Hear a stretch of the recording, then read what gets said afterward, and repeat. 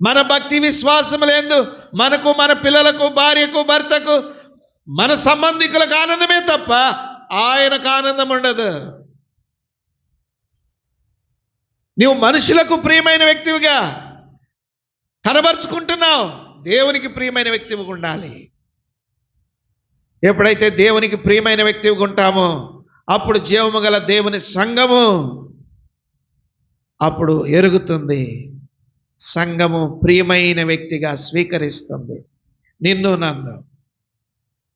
ఈయన నా ప్రియ కుమారుడు, ఈయన నా ప్రియ కుమారుడు.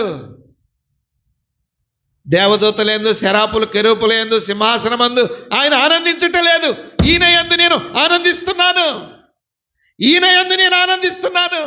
మహిమ, వైభవం, సింహాసనం, అధికారం, బంగారం, వజ్ర వైడూర్యములు, ముత్యములు, రత్నములతో, మనులు, మాణిక్యములతో కట్టబడిన ఆ నిత్యత్వములో ఉన్నవాడు, దాని యందు నాకు ఆనందం లేదు, ఈయన యందు నేను ఆనందిస్తున్నాను.